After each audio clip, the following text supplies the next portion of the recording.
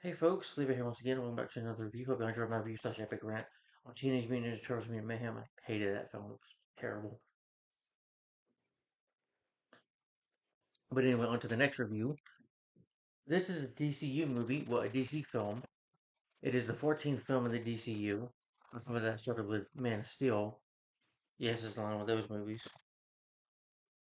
Yeah, this was also the year 2023. Remember, I'm on the year 2023. We're on the 2023 superhero reviews. Just remind folks, I always remind you that remember, stay subscribed to this channel. Leave a McNally 983. Wear my YouTube shirt. Uh, Remember, stay sub to this channel. You don't sub to my other one. You know, I'm trying to get 500 on this channel right now. Yeah, we're getting there, but slowly. Again, I'm sorry for the lack of videos, guys. Sometimes it's just busy with work and life in general. But yeah, these movies are lined up with Man of Steel and stuff. So yeah. Sadly, this is an Aquaman, and the next movie, Aquaman's Kingdom, which came out. This was August. Aquaman was December. Those films did not do well.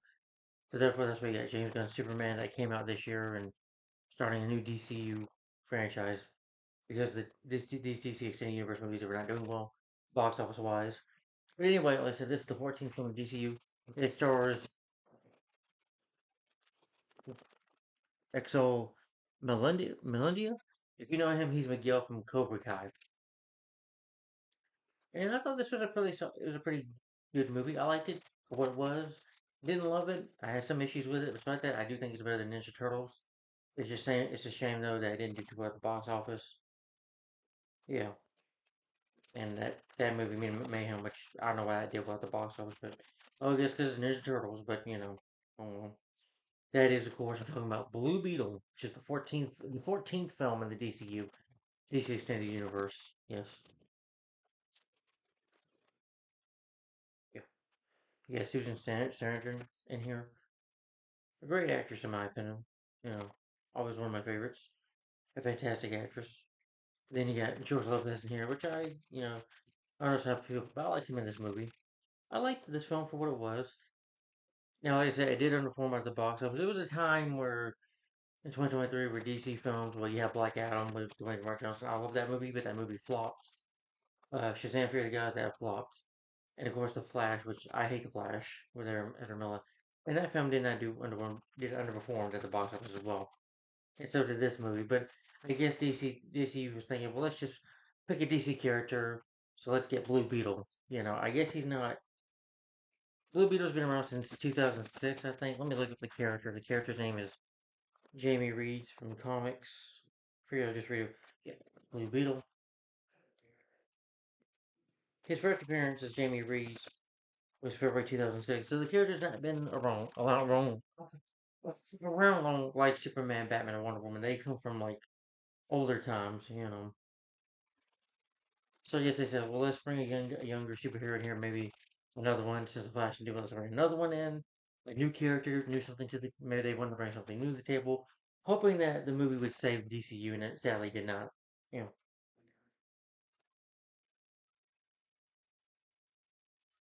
hmm.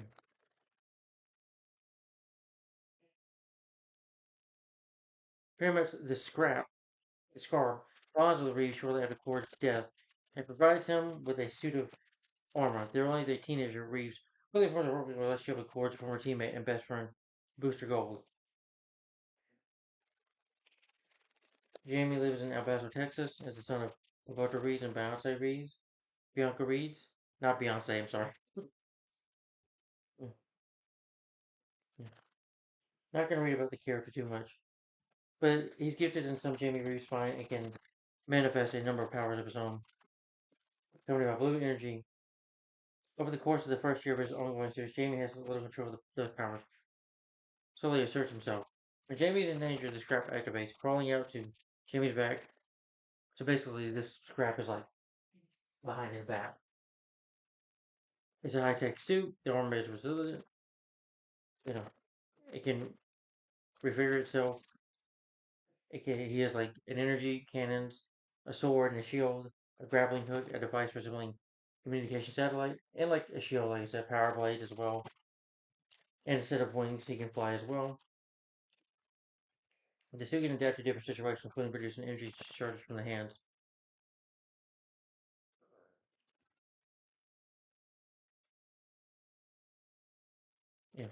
I know the character was in Batman the Brave and the Bold, and also some of the Teen Titans animated movies I was talking about. When he nearly killed Damian Wayne, the new Robin.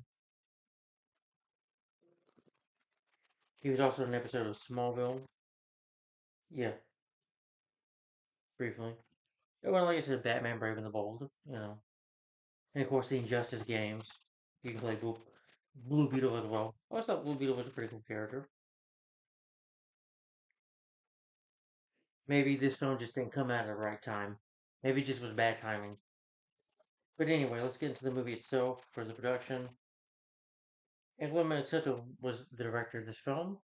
Warner Brothers Pictures and DC Films were developing a film based on Jamie Reeves, aka Blue Beetle, by then November 2018.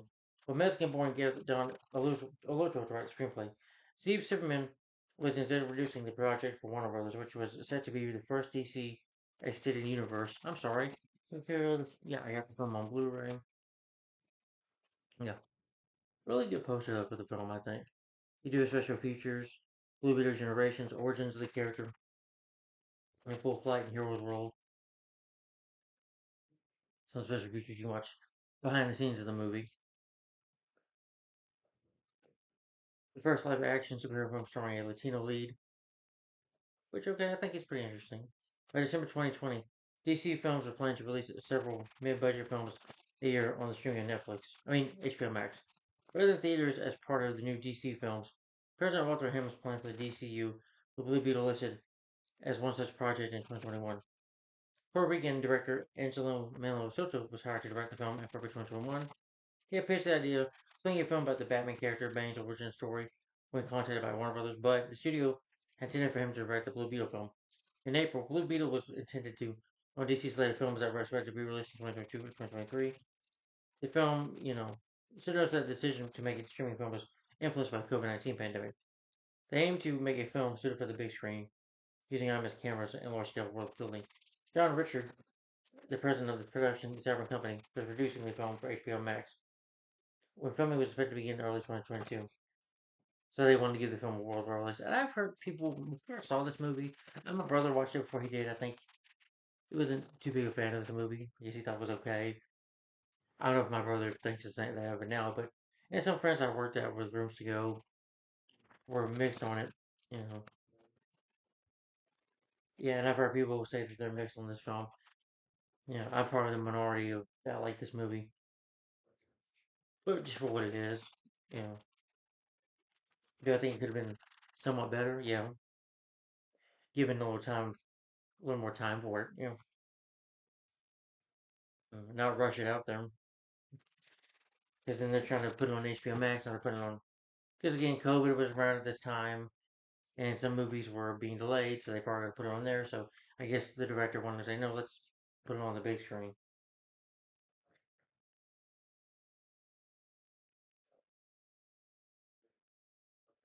The writing, though, so it said not Alcalo's script featured a Latino family as its core, with star Esmeralda Mendel said in 2022. The family aspect of the film and characters were inherent to the comics. The comics. It felt it hadn't been explored as much with other superhero films. They emphasized the film's focus on Latino representation, highlighting its central theme of family and cultural identity. He credited filmmakers such as Alfonso Cuarón, Guillermo del Toro for paving the way for Latino storytellers in Hollywood. Del Toro also directed some comic book films, Blade 2, Hellboy 2, The Golden Army. Sato and screenwriter Griff Alec, who is from Mexico, and credited like some stuff in the movie to reflect culture touchstones. The film also includes historical references such as the School of America and used to Latina America as part of the backstory for the antagonist. Sutter did not want the film to be another story where 15 minutes in, something happens, and 50 minutes later, he's dominating the experience by the end. He's saving the world, and he instead wants to explore his growth, saying that Jamie Reed's not going to have to save the world yet. Doesn't deserve to yet. Sutter in general has had to do so. I'm sorry if I say that, butcher that name. Towards character wise, exploring his relationship with his family and Kaijo, the alien that provides him his powers.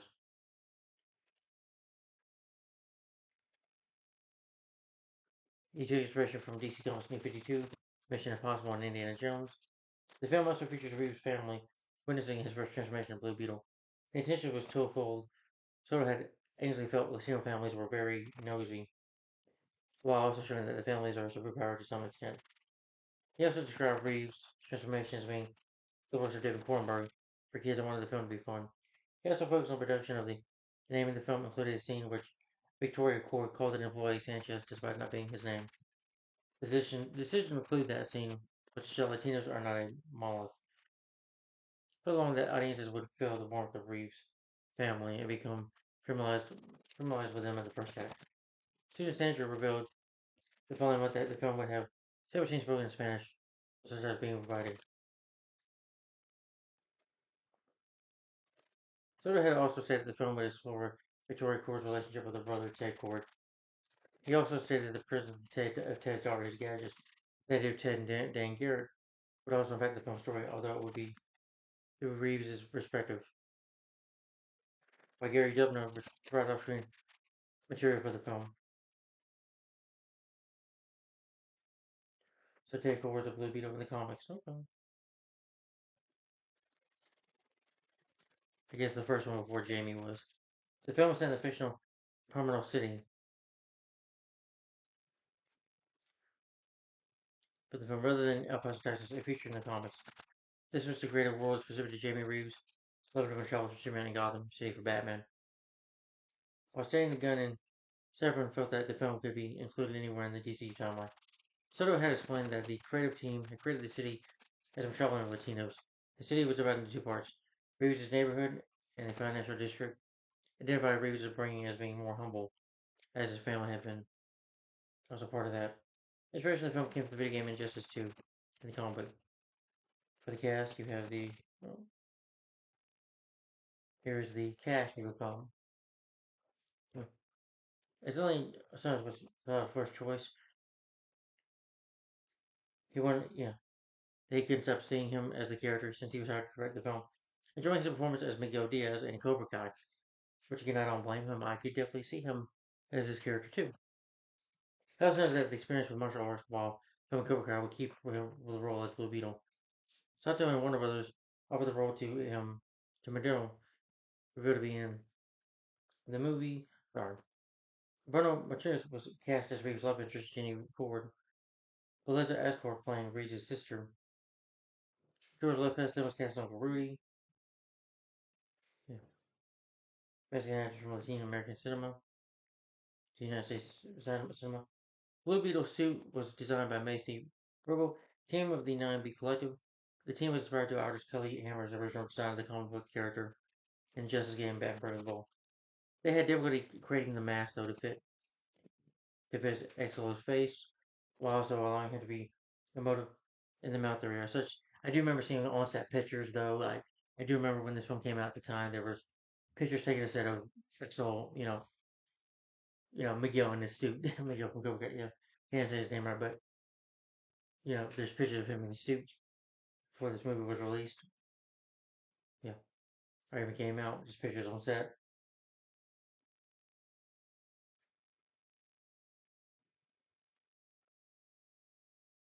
Film began on May 25th, 2022, in Atlanta metropolitan area, and Apollo Studios in Decatur, Georgia.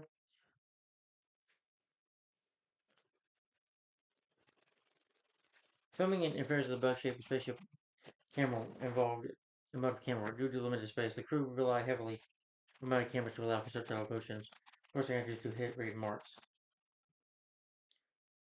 Yeah. So they filmed this movie in Georgia. I'm from Georgia. Yeah. Visual effects and editing. They edited the film with Kelvin McCline served as the previously, did films like Aquaman or Suicide Squad. Visual effects were provided by ILM, Digital Domain, Rise Effects, Radio Effects. For the movie, once ongoing challenge was framing with the script's back clause, we digitally inserted later. Bobby Gurlitt did the music score for the movie. Yeah. It has lots of Latino music in it too, I think. Yeah. There's some pretty good songs in it. That does make me think of Guardian sometimes. Anyway, that's production of the movie. Now for the cast, you have Exo Mullen as Jamie Reeves, Blue Beetle. He's a recent college student who gains superpowers when aliens grab Kaijo onto him, forming a powerful skeleton around his body. And again, you probably know this actor from, like I said, Cobra Kai as Miguel. I haven't seen any, I don't think I've seen him in anything else. And of course, he did voice work as Miguel in the Cobra Kai video games. Yeah, and did some other TV series as well. But you should I just know him from Cobra Kai. Adrenia Perzo as Nana, Jamie's grandmother, who's retired revolutionary. Thought she did a good job. Let's see. She's done plenty of Latino Mexican type movies. CSI Miami, she was in that. Jordan the Lost City of Gold, Rambo Last Blood. Damien Hutch as Alberto Reeves, James Reeves' father, which I thought he did a pretty good job. I don't think I've seen him in any movies. No, just this movie.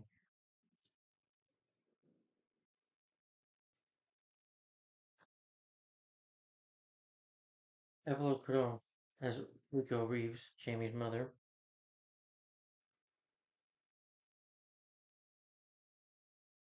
She was in an episode of Law or Special Victims Unit.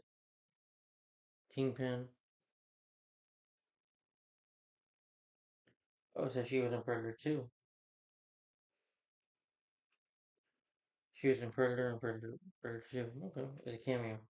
Oh, she was in Predator. Huh. Anna. Okay. I didn't recognize her. Yeah.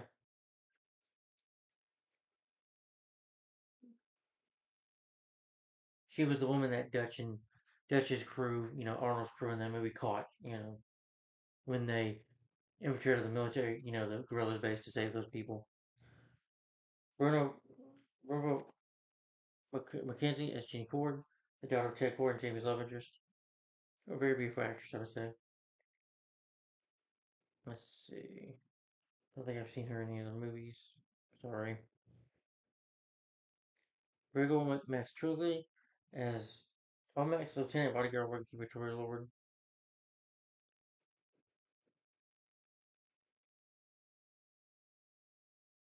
He was in Highlander The Final Dimension. I've only seen Highlander 2. That's the only Highlander sequel I've seen so far in my life. I haven't seen any other of them, if I can speak right. Susan Sandra as Victoria Lord. Cord, the main villainess of the movie. The CEO of Cord, sister of Ted Cord, who's helping acquiring this crap. Susan Sandra, a very, I would say, the Academy Award winning actress. Sorry. But she's a Golden Globe, Academy Award actress. Beautiful woman. Susan Sandra, I liked her in Mr. Woodcock. She was good in that. I never seen Thelma and Louise with Gina Davis. I'm sure she was great in that. Stepmom. I've seen that movie with Julia Roberts. And even though I hate That's My Boy, she was good in it for her small part in that movie. Yeah, Little Women, Enchanted. She played the evil queen in that. Bull Durham with, I think, was it with Kevin Costner? Yeah. But, a great actress. And George Lopez, really Ruth James' uncle. I'd probably know from the George Lopez show. Uh, What's the Cat and Marmaduke, which is not a good movie. And another super type movie, Adventures of Boy and Longer, which I didn't like. And when the Spy Next Door with Jackie Chan. Another movie that's not really good. Yeah.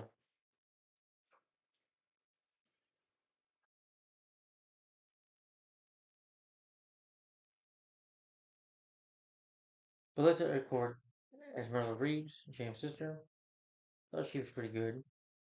She was in Hocus Pocus 2, which I heard was not a sequel. I never seen the first one either.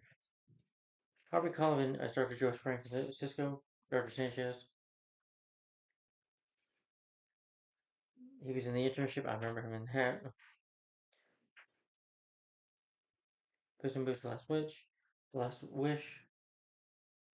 Yeah, but I do remember him in the internship with Owen Wilson and Vince Vaughn. Bobby McGrath has a voice cameo. That's Jay Cord. Becky G provides the voice of Kaji.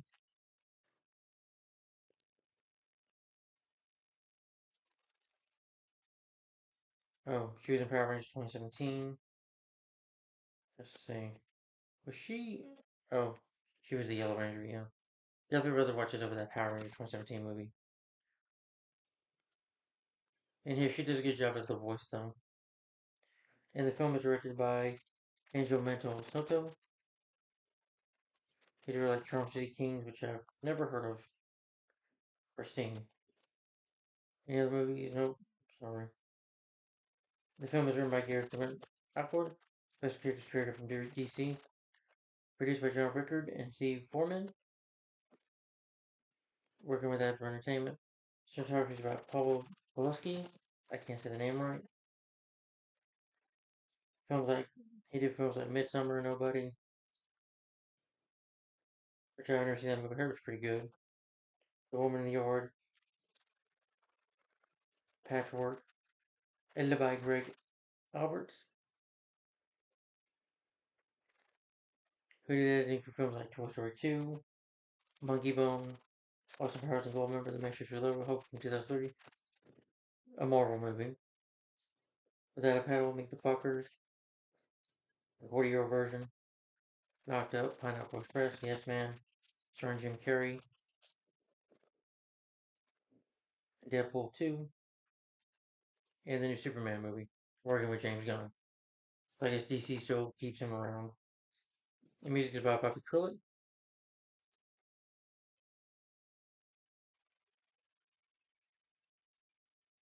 I don't know if he's done music for any other movie. Production companies of DC Films, the Seven Company, distributed by Warner Brothers Pictures. It was released on August 18th, 2023 here in the US. August 18th. It's 127 minutes long, about 2 hours and 7 minutes long. The budget is estimated to be around either 104 or $125 million. Box office made $130.8 million worldwide.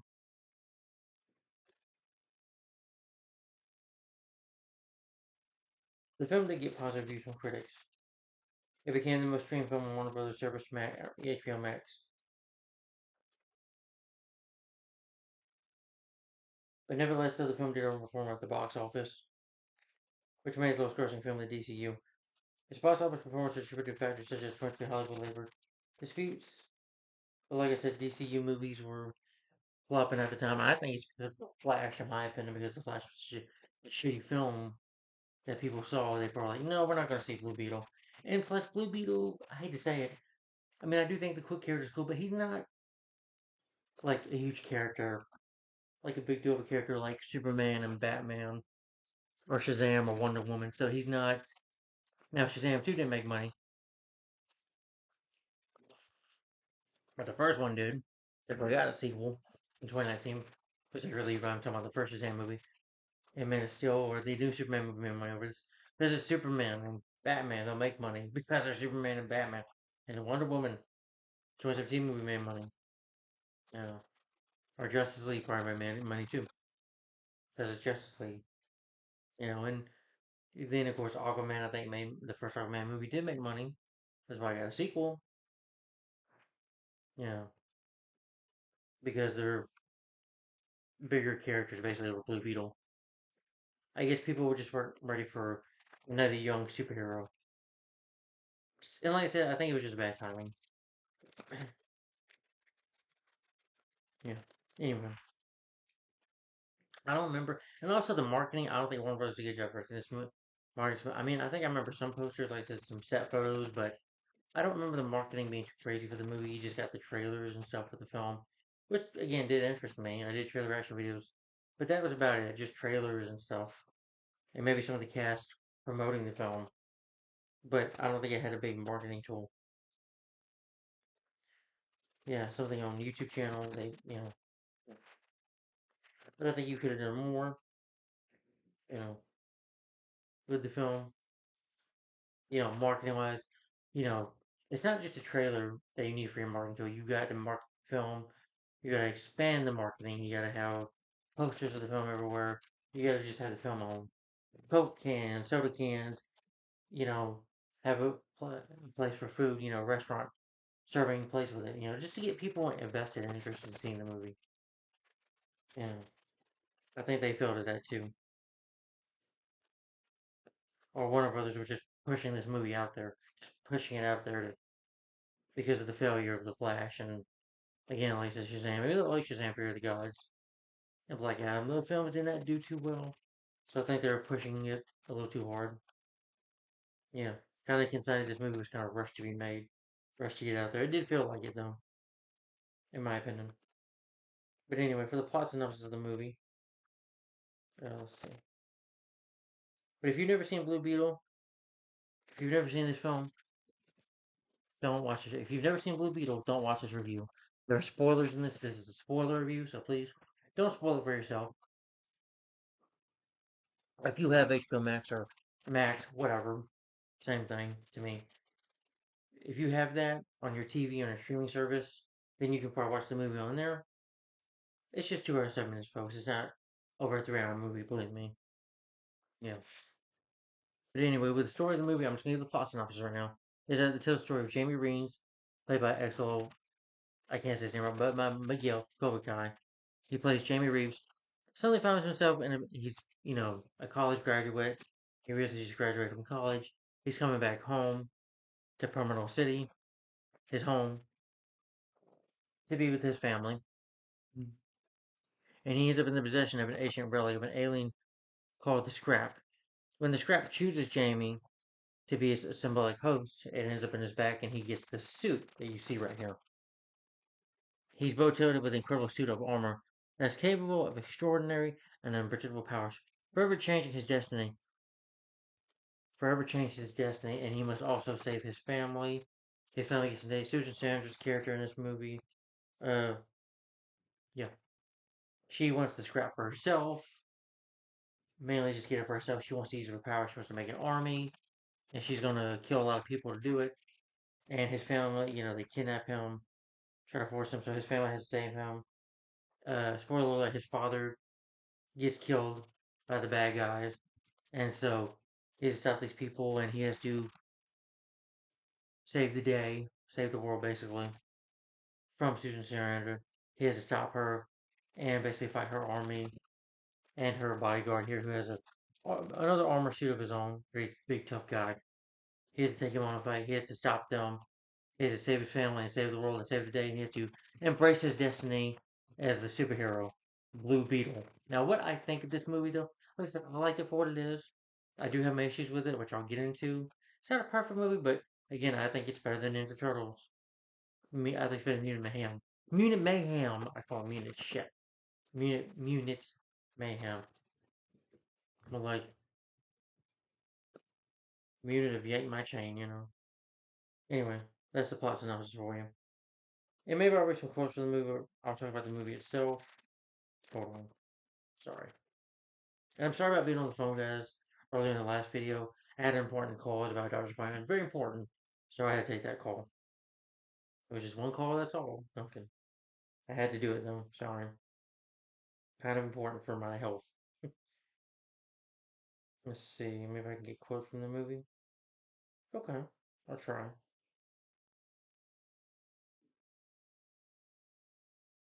Alright, like I said, I'm talk about the movie itself. Read some quotes from it. Yeah. So again, there will be spoilers in this review. So again, if you've never seen Blue Beetle, you don't know. I'm not saying I know a lot. I never really comics of this character. I've just seen him in, like I said, Smallville, Batman Brave and the Bold, and the Injustice games. Yeah. So I'm gonna talk about the movie itself. And again, this is my second time seeing this movie. Well, kind of third time. First time I just saw bits of it. First time was when I got it on Blu-ray. Yeah. So let's get to Blue Beetle. So again, there'll be spoilers in the review. So if you've not seen Blue Beetle, turn the review off right now, just for your own good. All right. So the movie opens up in a remote Tangerine ends up as an Antarctica. You have the member Corn Trees. You have Victoria Core played by Susan Sarandon, and she's locating this ancient alien artifact known as the Scrap. You know, Scarab. And then you get the opening titles, Blue Beetle. You know, you know, you get the opening titles. Then you meet Jamie Reeves going to see his family. including George Lopez, are all happy to see him. He puts on his graduation hat, like, he tells me, "Seems your head all up." He's like, "You look foolish or something." I'm like, "Okay, thanks." Jamie says hey to his family, gives hugs to them, his mom and dad, his sister, his grandma, his uncle Rudy, and he goes to enjoy some tacos. And the film does focus on very much the Latino aspect of it, which I don't mind. I mean, I respect that culture. I can respect other cultures, and I like the fact that we're having a Latino lead, but you don't need to pander to it too much, you know? Yeah. That's also, I think, another failure of this movie is you're trying to pander to something. And the whole thing with the family aspect, I think we've seen it before in other movies. But in here, I was okay with it, but it's kind of cliche. It's like, I've probably seen this before. But Jamie learns that his family's facing eviction, that they're going to lose their home. You know, they live in the part of this neighborhood, and there's the other part where it's where the rich and famous live. You know, and Jamie's like, well, why didn't y'all tell me this, mom and dad? You know, why didn't you tell me this? What was happening here? And they didn't want him to worry.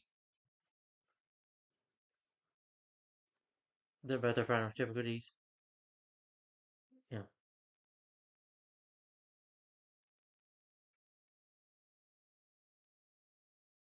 Yeah. They get it, so they get a job at. And Quee's like, what are we gonna do now? I was like, well, I'm just, you know. And Jamie's goal is to get a job, help his family out. That's all his goal is. He wants to. He doesn't want to become a hero first. I mean, he hasn't had the scrap yet. He just wants to help out his family, do the right thing. He wants to be there for his family. He wants to provide for his family, help them not lose their home. So he gets a job with the sister they work at, Susan Sarandon's, you know, the villainess of the movie, at her mansion, picking up gum from the stick. She puts like gum under there. And you have her niece Jenny. Here, that's Jenny on top right there. Who realizes, but it's a hostile, you know, hostile relationship. Jamie, I mean, she found out that Susan Sarandon's been doing some stuff illegally. You know, she's trying to build weapons, and she doesn't want that. She feels like her niece is taking the business away from him. That she's taking it personal, and what she's doing is illegal. It's like her bodyguard is about to go up and stop her. And before this happens, though, you know, Jamie sees Ginny about to get tased, like, hey, stop, leave her alone. But before they, you know, fire them, hit the sister, you know, Marlo, he's like, so what do we gotta do? So she's like, I gotta go take a shit, you know. I thought that was funny. Yeah, okay, dumb humor there. Not every part of the humor works in this movie, but that humor was stupid though. It was funny though. I laughed for how dumb it was. And she's like, I gotta go take a shit. First of all, he's like, I'm gonna go dump in this laundry of a bathroom. And when she says it, makes the embarrassing noise of it. And she's like, well, you both are fired. So, you know, they both leave. Jenny, you know, comes out and thanks. She tells me, you know, I'll need you, you know, somebody help me there, but I do appreciate it. I'm sorry I got fired. You know what? I'll try to hire you in the company. She owns part of it too. So she offers him a job. At first, Jamie thinks about maybe he can't do it. And of course, right away, he likes her right away. He has a crush on her, but you can't blame him. And he texts her back saying, you know, just let me know when to come in.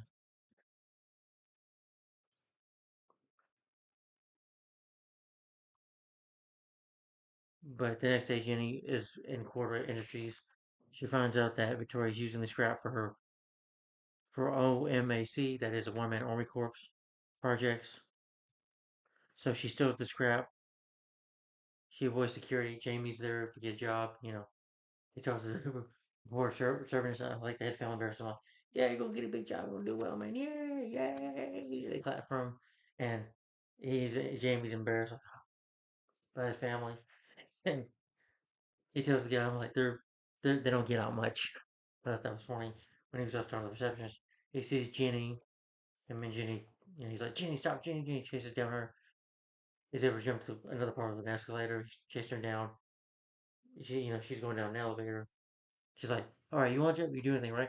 Well, she's got like in this burger box. She has the scrap. He takes it. Was like, whatever you do, don't open it. And of course, convinced by his family, he opens it. It's a belly burger box. they're like Galilee, Galilee, some Spanish. They tell him to open it. He refuses it, and he opens it. He's like, "Wow, I think it likes me." They start to show you the picture there, and it attacks his face, kind of like a face hugger from Aliens, from Alien. And I'll be able I thought that was hilarious. I was screaming, and then he gets the suit on. He's like, "What in the world?" He puts himself. He's like, "What the?" Better not cuss. Yeah, but the suit takes him on a while. It clearly takes him flying. He's like, "Ah!" It takes him flying. It takes him in outer space. Like, "Oh, I'm in outer space." He's talking to the cord or whatever you call it, the Kishua.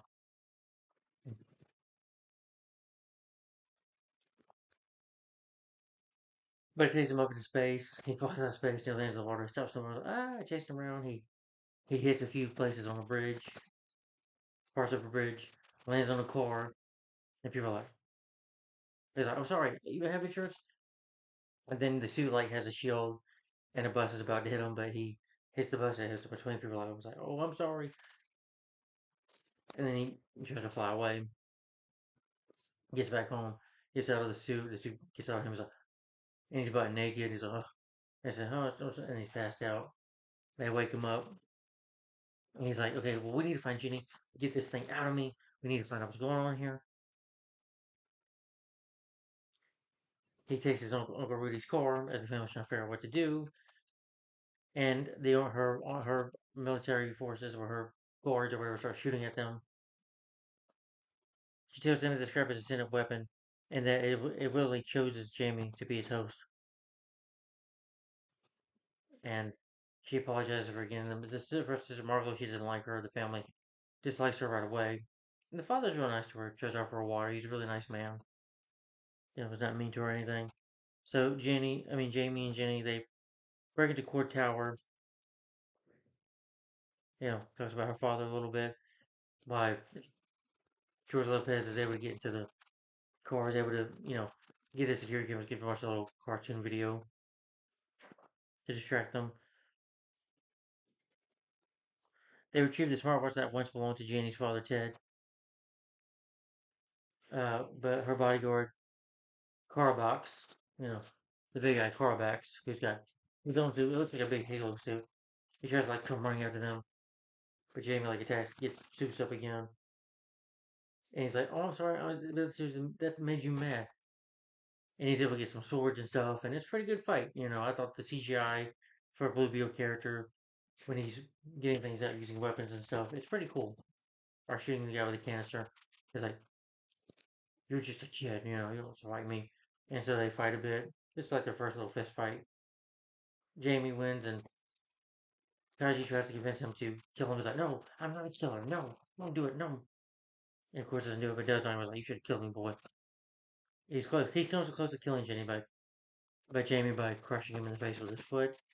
But George Lopez is able to use the truck like they were to, slide the truck on the side real quick, and get this piece of machinery out. This core, yeah, to hit car backs to get him out of the way.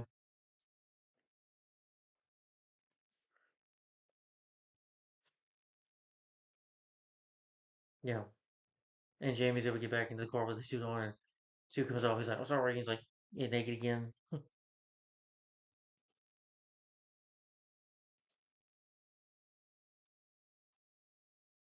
Then they go to Jenny's childhood home. She talks about her father and her past a little bit.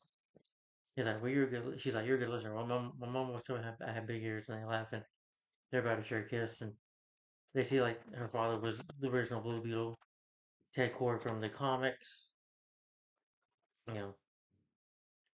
And I do like they mention like Batman's got Gotham City, Superman has Metropolis. It's like you're a superhero. That's awesome. Or he's called. I like to. I love funny we call Batman a fashionist. Hmm.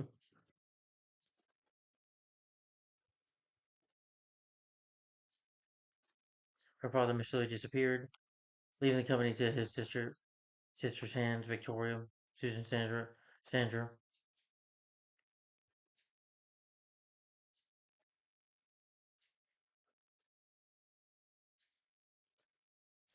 And they tell him, well, it's stuck on you.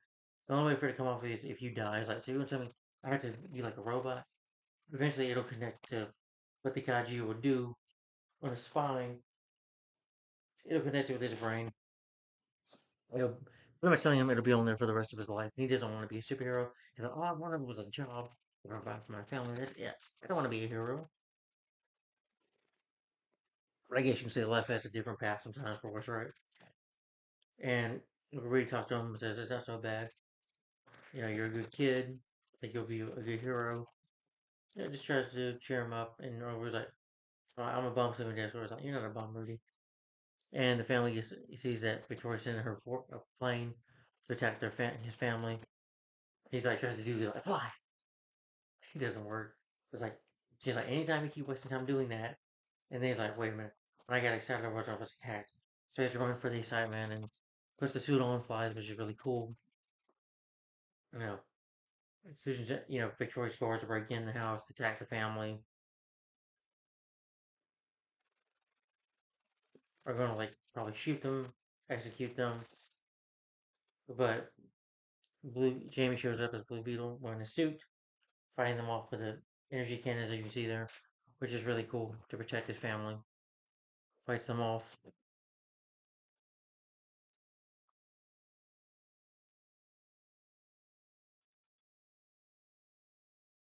Jamie sort of Alberto, one of the guards like hit him in the face with a gun, you know, and he deserves the cardiac arrest. He dies a little later.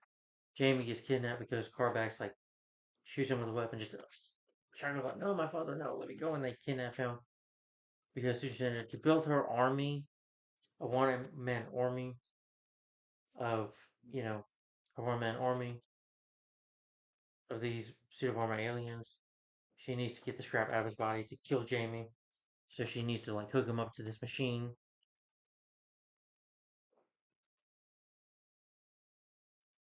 He's taken to the island in Cuba, where he's strapped to a machine that downloads information from Kaiju to the one-man armies. While unconscious, Jamie's about to die. He sees a vision of his father. Telling like, "This is your destiny. My destiny was to guide you, son. This is your destiny to be a hero." You know, and he encourages his son.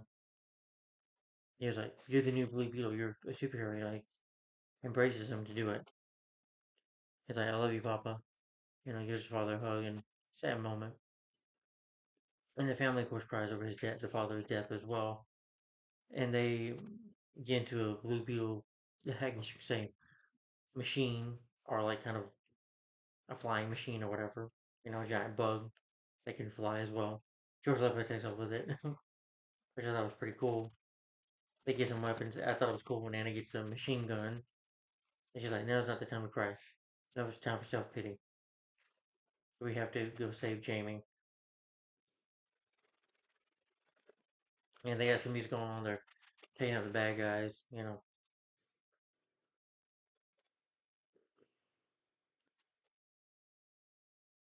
They use the bug ship arsenal to storm the island. Murgle, the sister Murgle, she uses one, pad on her hand that make like a muscle or shield. She does punch one guy or two. And Nana a couple times in the movie just blah, blah, blah, blah, like, you know, I thought that was funny when she's like that. I thought that was hilarious. Yeah. And of course her worker, I forget the character's name, but the guy with the overweight guy here with glasses on, he's trying to tell him, to kill him. He's like, well, I'm Latino, and that's my name. So Carvajal kills him. He's got a big newer suit. Jamie's suit's not working, so he has to run from Carbax and some of the from her guardmen. Goes back to his mom, and his mom hugs him. She tells him, "You get back out there. You become Blue Beetle. You save the family." And he does. Blue Beetle. He kicks some ass, takes some names. Which I thought was pretty cool. And he does kick ass. Which is pretty cool in the suit. Saves his sister. Jenny gets kidnapped by Victoria. Marlo and Uncle Rudy go back to the bug ship together for safety. Carvex and Jamie battle again. He's like, They have this huge battle. Because like the sword, they have a pretty good fight profile. And Carbide uses this line like, "You don't deserve this power." Like I've heard this line before in Incredible Hulk. I'm like, "Come over, another Hulk."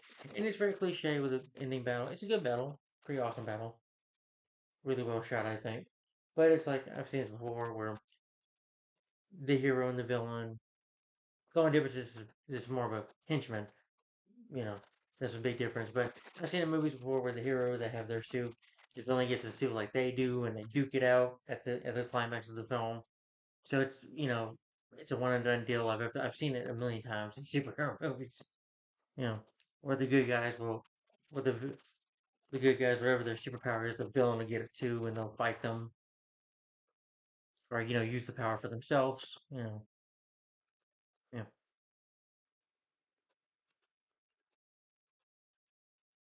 He did it. Carbide did it to kill Rudy.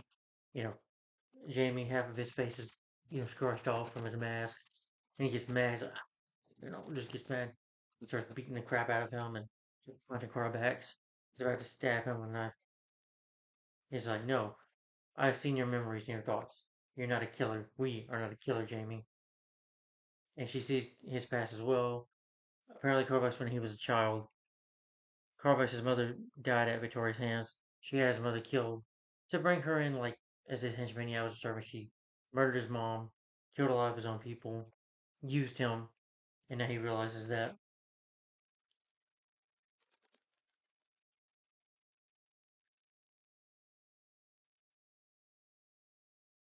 Yeah, well, Susan Sanders, she tries to walk away, but he tries to fly off with Jenny. He'll kill her, but Jenny spits out this gum that, like, makes a giant bubble. Yeah, she destroys this like tape like a tablet she has to control her army. She like any steps on it destroys it. Corvus doesn't attack. He spares them. Corvus tells Jamie get out of there. Jamie doesn't at first. Jamie just stands there and watches them, and Corvus like you know sacrifice for the greater good. She's like no, no Corvus, and he blows himself his suit up, kills himself. At least he's the one that gets justice at the end, and he kills Victoria, blows them up. They escape from there. Jenny jump. I'm not Jenny. Jamie jumps onto the ship, the bus ship. He's about to fall off, but Jenny saves him. Then the family mourn, they hug each other. Jenny's crying too, and the grandma's and like they all hug. And sad moment when they're mourning for his father. But in the aftermath of it, Jenny becomes the new CEO of Core Industries, promises to repair damage caused to the Reed family and others to rebuild homes. And she's just gonna not build weapons anymore. She's gonna use her money to help people do the right thing. Yeah. And Jenny's gotta go. She's about to, give him a hug. But he's like, wait a minute, let's go over here. He walks her and they share a kiss, you know, and he's like, I'll give you a ride to your old house, and he flies off with her in a suit. They fly to court estate at the end of the movie, and then the movie ends there, and then you have Miss Christine where a message is recording for Jenny and tells Laboratory that her father Ted Court telling Jenny that he's still alive. And of course, you can assume that that was leading up to a sequel, which sadly never happened in the movie, And that's the end of Blue Beetle. That's Blue Beetle for you. Alright, well, let me read some quotes real quick. Ray Reeves. The universe has sent you a gift. You have to figure it, and you have to figure it out. What to do with it.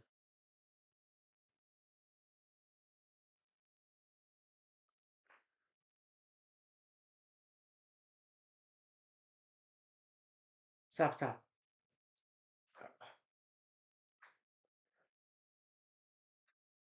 Host overreacting. Overreacting, you kidnap me. Whatever you can imagine, I can create. You're the Blue Beetle. You're a superhero, Carbon. The scrap chose you, but it belongs to me. Oh, that looks as bad as you remember. I've seen worse where you don't want to know. Now we cry. The world is a place to protect. You had to force it out. You're a genius, I know. What did I say? No, no, no. What? Who said that? System's checking there. 3-2. Okay, it's gonna be blast off. What do you think the government is going to do if they figure out some kid has this military tech? Listen to me. You got the wrong guy. I'm nobody. I swear. You're Mexican. The edgy keys are covering that purse. It's not for us, okay? Oh wait, sorry. Did you know what was going to happen to my brother when you stuck him with this roaches or anything? It's called a scrap. I had no idea what it had to be. I had to choose you. So how did we get know the unchoose me? Is that new Tamarack? What was supposed to happen? I was supposed to make it out. I was supposed to get all of us. Yeah, thanks, bro. But I like the keys. It's like Batman stuff. Batman's a fascist.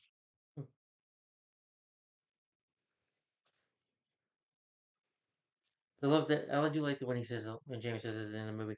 The love that they have for my family. That's what makes me strong. I think I just cut a bus in half. They don't get out much.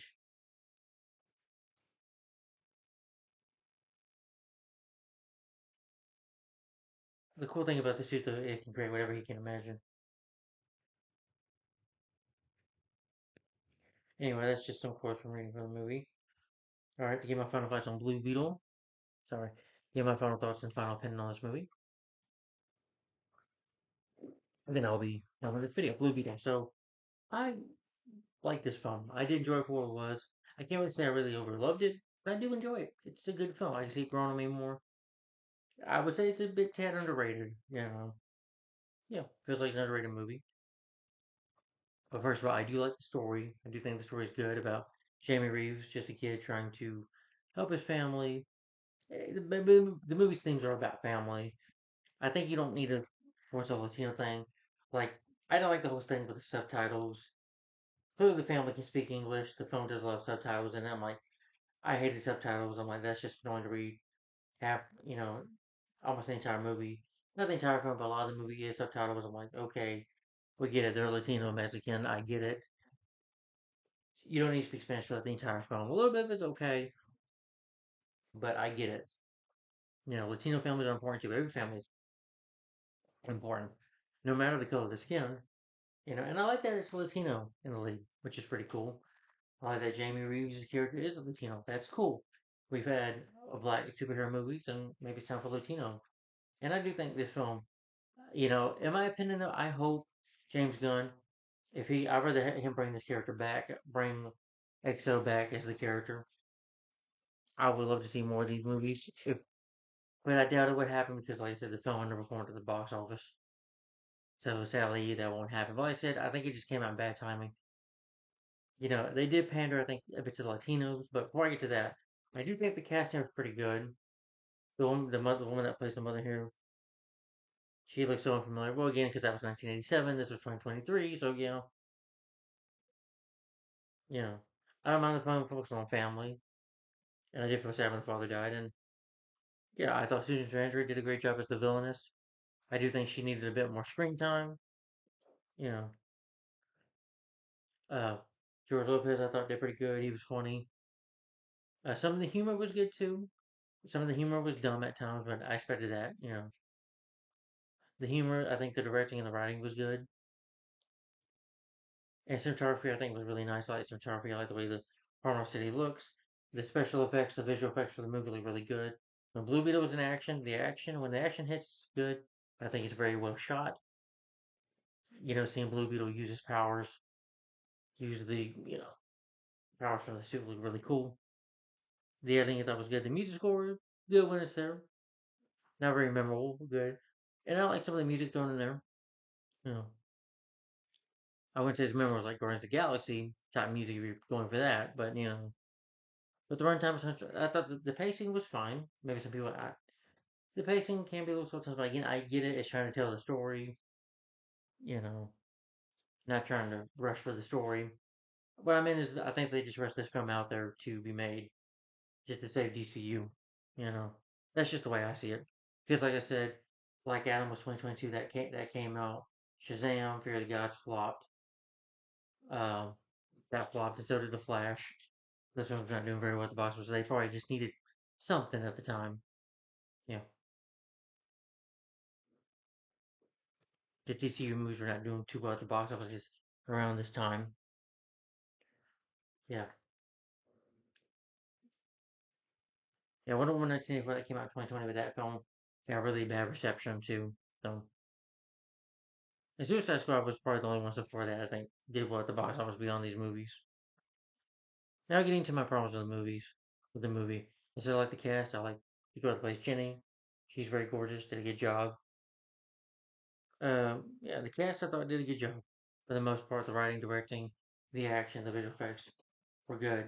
Not my problem. And some of the music was pretty decent. Some of the songs in here were pretty good. Yeah. And seeing Blue Beetle suit, that was really cool in live action. This was cool to see on screen. Him being in outer space, very visual, beautiful visual effects in here. Some of it was done by Ireland for this movie, the visual effects for this movie, and I thought that was well done. Now my problem, sometimes the humor does not hit every time. Susan Sarandon, I think, does not get enough screen time. And the main Carback's the main villain here, secondary villain. Giving him a backstory at the last 15 minutes of the movie didn't really work for me. He's not a very developed character. He's more of a big bodyguard type guy, and now we gotta give him a backstory. I'm like, okay. I guess because the director, Angel, so because Angel, Manuel Soto was a big fan of the Batman villain, Bane. So I guess maybe he kind of said, let me get this big guy in here and make him like Bane a little bit. And Bane is not a developed character, you know. I'm glad he did this movie instead of a Bane movie because Bane is just not a developed character. And I think he kind of made this character, probably was inspired to make this character after Bane. That's what I'm thinking. But then when you give him a backstory, I can't really feel sorry for him. I mean, saying that his family got killed when he was a little boy, they could have done that earlier. Like I said, Susan Sarandon, I felt like she didn't get enough screen time in this movie. I felt like she didn't really have much to do. She did a great job. Sorry, just itching my foot. She did a fantastic job in the role. I just think they need to give more into her. And she's still a beautiful looking lady too, and a very good actress as well. But I didn't feel like she didn't have a lot of screen time in here. Yeah, and I didn't have no issues with the pacing. Again, they're trying to tell us. I thought the pacing was fine. The movie didn't feel that long. It was like, matter of fact, for 2 or 7 minutes, it felt like more one, or felt more like 1 hour 50 minutes to me nearly. For real, it did to me because it felt like the film was just going by a bit by it goes to point A to point B pretty fast. That's what I felt like it was. It was going by fast, focusing on the family thing, which is a bit cliche. And then the line, you don't deserve this power, or Uncle Rudy nearly getting killed. You know, like a secondary father to him, and that did remind me of Spider-Man a little bit, or this. I didn't like the villains to his suit at the end. It looked like Halo a little bit. Yeah, yeah. Now some of the CGI is not great all the time in the movie either, and some of the humor does not work. Uh, I thought him and Jenny had good chemistry. I wanted to see more of that in the movie and see plenty. We didn't see that much of it, but they shared a kiss at the end. When they kissed, I bought it. Just to get to kiss the girl at the end. Yeah, yeah. I just think if you focus on the Latino family, the family cliche of stuff. We've seen movies that dealt with family more. Many of the superhero movies, you don't really need that. Yeah, you can have family there, but you don't need to totally focus on it. You know, you just focus on maybe Jamie going on his own, and then meeting Jenny, and then they work together to they're along with George Lopez. Just take the whole family aspect out. Just have George Lopez and Jenny and Jamie here, them in the action for the entire movie, and I think it would have worked awesome as a movie. Just take the whole family aspect out of it. It's just very cliche, and the ending is the action battle. I was like, I've seen it before. And I said, don't you don't deserve this power. I'm like, I've heard lines like that before. Yeah. And if you're gonna have a henchman, don't give him a backstory in the last 15 minutes of the movie, 5 seconds of the movie, at the climax of the film. Like, yeah. Or I felt like 10 minutes at least of a backstory. I'm like, yeah, okay. Now I'm supposed to feel sorry for him. Yeah, Susan Sarandon, I thought she was underused in the movie. Despite that, though, the movie is still entertaining. Just have enjoyable moments. I just didn't love it. Just not saying I'm blown away by it. When I say it's one of my favorite superhero movies, yeah, but it wouldn't be very high on the list. It'd probably be middle of the road for me a little bit. But I think that in a good way. I still think it's better than Ninja Turtles, the Mutant Mayhem I just watched. It's better than that. At least Blue Beetle's not twerking or making nachos and cheese at my dad's ass jokes, just like that movie did. Yeah, yeah. But I think it was just bad timing for this movie. Just real bad timing. And I do like the whole thing with Latino being the lead. That's cool. I just think the film came out at a bad time. If they had not tried to connect it to the DCU film, went for the whole thing like the Batman, they probably would have had a sequel. Would have been a different kind of movie. Yeah. I'm not saying the director did a bad job. The director did a fine job, but I think I'd rather have somebody else who can do the storytelling of Blue Beetle a little better. So I hate to Justin May's direction. Yeah. Saying he did good, but maybe he needed some little help assistance on doing the story better. Yeah. And not rushing the film out there. Because like I said, I think the marketing for this movie was not good either. I don't remember much more except a few set photos, like I said, of EXO, XOLO Miguel from Cobra Kai and the suit and the Blue Beetle suit. When the movie came out, you saw set photos of him in the suit. And like I said, this trailer didn't not much marketing for the movie. So I think that's why I didn't do much about the box office. But Blue Beetle was still a good movie for what it is. It's good. And I still like it. Yeah, it's still good. There's a lot I do enjoy. It just has those issues with it. But despite that, my issues with it, it's still an entertaining movie. It's still good to see Blue Beetle on screen. It's still cool to see him fight. It's really awesome to see this suit on screen. And when he's fighting the action, it's satisfying. I just think the story needs a little more work. In between gray areas of the story, you need to just work on that a little bit more with the film. Just in my opinion. But my rating guy, my rating for this film, I'm gonna rate Blue Beetle. I'm still gonna give it a thumbs up. My rating for this film is 4 to 5 stars. It's good for what it is. I like it for what it is, but it's not a great movie. Yeah, and the music score was not too memorable either. Some of the songs here I liked, but nothing that wows me. But anyway, guys, uh, thanks for watching. Like, comment, and subscribe. Tell me what you think of Blue Beetle down, guys, in the comments below. Do you know about the character? Have you read the comics from the comic books on the character? And what do you think of XL as the lead? Have you seen him in Cobra Kai as Miguel? What do you think of that show, Cobra Kai, by the way? And what do you think of this film in your opinion, guys? Did you like it? Did you hate it? Did you think it was above average? Did you think it was meh? Nothing special? Or do you think it was just okay? Or did you hate it, in your opinion? Tell me what you think of it in the comments down below, guys. Thanks for watching, and hopefully tomorrow I'm going to get to review. I cannot do a review on Thursday because I got a doctor's appointment in the afternoon, so I will not be able to do no reviews that day. But tomorrow I probably can. I'm getting close. I got 3 more 2023 movies left. Next is going to be the DC animated film, another DC film, yes, but this time it's a DC animated movie, universe movie.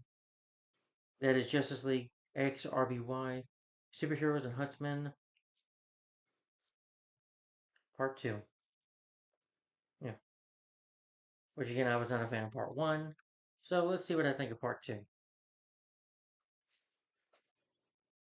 Yeah, I didn't rant on Part 1. I did review Justice League RBY, Super Huntsman, but that's on my channel. If you want to know my thoughts on the first part, just go watch my review and stay tuned for my review tomorrow. This movie's only 75 minutes long, so this will be a little shorter. So anyway, guys, thanks for watching. Like, comment, subscribe. Hopefully I can do more reviews tomorrow. Then after this movie should be The Marvels with Brie Larson, the sequel to Captain Marvel, and the sequel to Aquaman 2018, Aquaman Lost Kingdom, is the last movie for 2020, the year for 2023. So, thanks for watching, guys. Stay tuned for the next review. Tell me what you think of Blue Beetle and your opinion. Give my rating for the film for 5 stars. I'll put that in the description box below. Also put spoilers in the review in the description box below for this video. And what do you think of the movie, guys, in your opinion, Blue Beetle? And stay tuned for the next review. Just like XRBY Superheroes and Huntsman Part 2 coming up next. Thanks for watching, guys. Bye bye.